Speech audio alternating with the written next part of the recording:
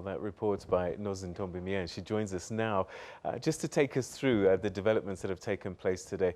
So this report was leaked, Nozintombi, just before the end of last year. Have there been any changes, or was what we heard and leaked come out today? It's true. Overall, the main point was that we knew that Phiyega was going to be given the chopping block or the axe. So today's report that's now become public, a public document, has expanded on that. Because last year, it was sort of like a rumor, and it wasn't confirmed or not confirmed. But now it has been confirmed that the Classen Board has deemed her to be unfit to hold that office, even though currently she is still on suspension. You'll remember that President Zuma put her on suspension in October of 2015, a couple of months, just a month before the Classen Commission actually started its work. So now we know for sure exactly what the findings are. Right, it hasn't been official yet. Take us through the main findings of the report. What do they say particularly about her? So there were three main charges that Phiyega faced. The first one was that she was unfit to hold office. The second stems from the first one, which was that she should have foreseen that moving to a tactical phase. And tactical phase basically means that instead of using rubber bullets and water cannons, they now move to the phase of using live ammunition. That was the whole point of them moving tactical, to disarm and disperse the crowd. She should have foreseen, as a national commissioner at the time, that this would have led to such disastrous consequences. And the third main charge was that she had lied to the Farlam Commission under oath. And this was referring to the National Management Forum meeting that they had just days after the event had happened. And she wasn't forthcoming. She didn't necessarily lie about it, but she wasn't forthcoming about what the discussions were around, what the decisions were that were taken. But she was found to be exonerated by the Claassen Board, that she didn't lie under oath at the Farlam Commission. However, she was found unfit to hold office because she should have foreseen that moving to a tactical phase would have led to such disastrous consequences. So a lot of people are probably wondering about the chain of command. Was it her that actually gave that final command? Because she's claiming that the provincial commissioner at the time was the one who was responsible for the tactical operation. You remember, Peter, in that week, it was very tense.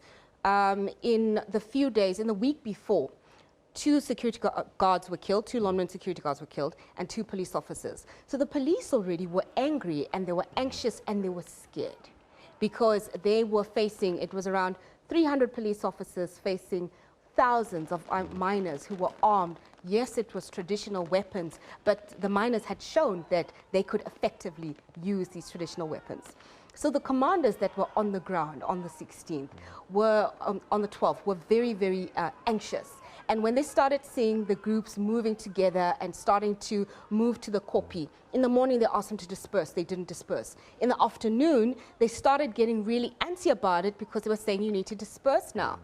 That's when the commanders on the ground then told the regional commissioner, who was Zikiswa Mbombo. Zikiswa Mbombo escalated it then to the National Police Commissioner, and she gave the order because she was now listening to the feedback that she was getting on the ground, and the commanders on the ground were extremely angry. They were very anxious. Remember, Julius Malema had arrived there.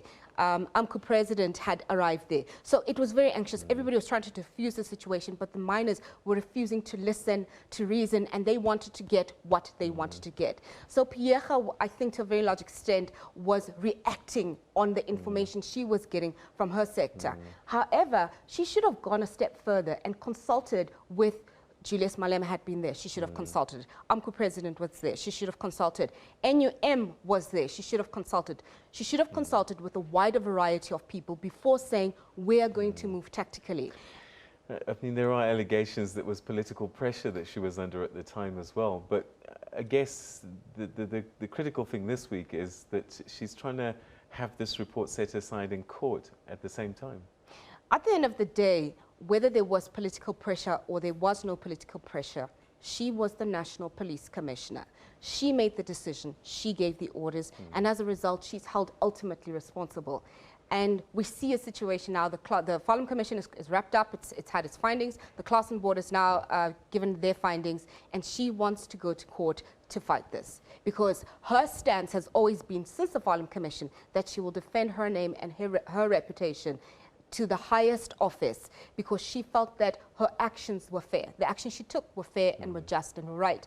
But you can't really say that your actions were fair and just if 34 people died and scores were injured. That doesn't necessarily seem as though, in a democratic society, we'd like to think that minimizing deaths and casualties is something we would try and aspire to, especially considering that in as much as the miners were angry and they were armed, they were fighting for a livelihood of 12,500 rands. And the conditions that the miners have to go through when they're down in the ground and they are mining for us to be able to get that mineral wealth, it's not the best, it's not the easiest, and they've got families to feed as well. Nozintombi Miya, we have to leave it there, but I'm sure that this is a story that's still got a little bit more mileage to go. Thank you very much for your insights this evening. Thank you. All right, we're going to take a quick break, and when we come back, we'll have more news for you. Stay with us.